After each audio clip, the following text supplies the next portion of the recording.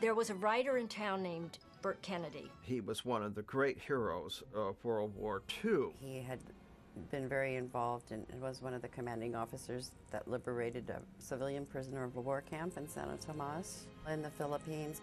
It was jaw-dropping, the courage and the daring and the success, But he wasn't the type of man who would ever tell you about these exploits, And this is very important to these scripts that he wrote, these early ones, because you'll see a hero who is not showy about being a hero. He's not cocky, he's not swaggering. That was a lot like Burt. A lot of the directors and writers were in the war. They all said that it changes you, and you just don't come back with the same interest to just see a good guy shooting a bad guy. It's the whole thing of death has more weight, and there's a leap of consciousness, and I think the audience made that leap too, so that when they go to see a Western, they're trying to look at a situation in a deeper way. They feel when the violence comes at the end, they feel catharsis, like you do in Greek tragedy. They feel whether the revenge is achieved or not. In 7 Men from Now it is. And, they'll see a hero who's not just sitting there glad that he killed people. I think that's good. When he got out of the war, he came to California and he was in the Pasadena Playhouse. And he started writing for radio. Burt used to hang around the offices up on Sunset Boulevard on Palm Drive. Andy McLaglen, again, was very friendly with Burt Kennedy, so when these scripts would come along, we always got the first look. And that's how he started with Wayne. 7 Men from Now was the first script. They gave him 6 weeks to write it. He was very disciplined. He felt when he was writing that he had to write 8 pages a day, good or bad. Bud loved the script, apparently. It was very fortuitous, so he didn't get much money. He got the glory and he got a chance to work at Batjac. They gave him a contract and really liked him, and he was often associated with them after that. Burt just was so gifted. He knew the kind of stories and he knew the kind of dialogue and the terseness and the directness and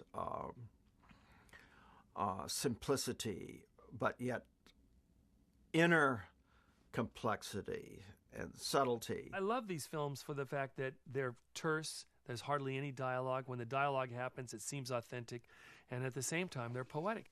You see, me and Cleet figured that when they left Silver, they scattered. 7 of them. 2 fresh dug holes where your tracks begin. That leaves 5 still alive. And one of them's got that strong box. So? So, if they're headed for Flora Vista, that means they're fixing to trade the gold across the border and ride away rich. That is, unless, of course, you catch up to them. And if I do?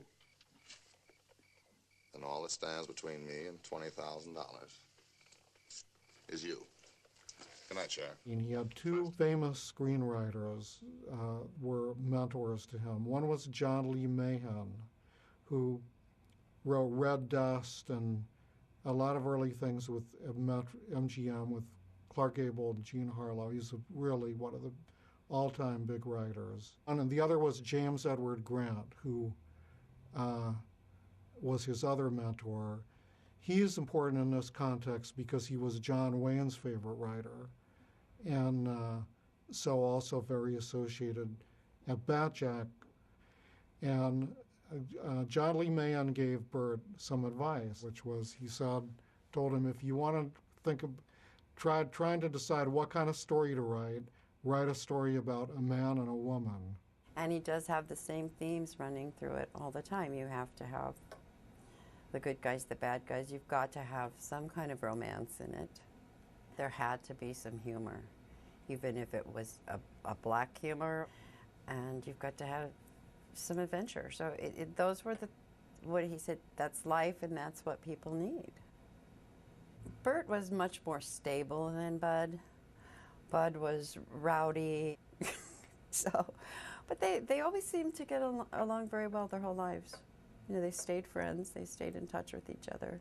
I think it was a good match, just a good match, partly for the different styles, but partly for the complementary things, too. I think he felt he was just really happy with the way Bud directed his films. He had other directors direct his films, and finally, I don't think he was happy with any of them. I think that's as much, maybe to some extent, but he was dissatisfied enough that it motivated him to seek a directing career.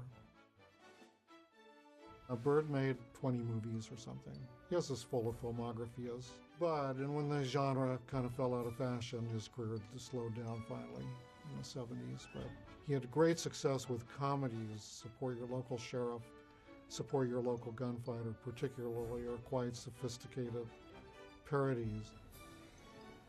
But it's what he loved. Burt didn't have a lot of hobbies. He played golf. Basically, he played golf so that he could discuss the picture business on the golf course or the next project. But it was his life. He was just incredibly wrapped up in it.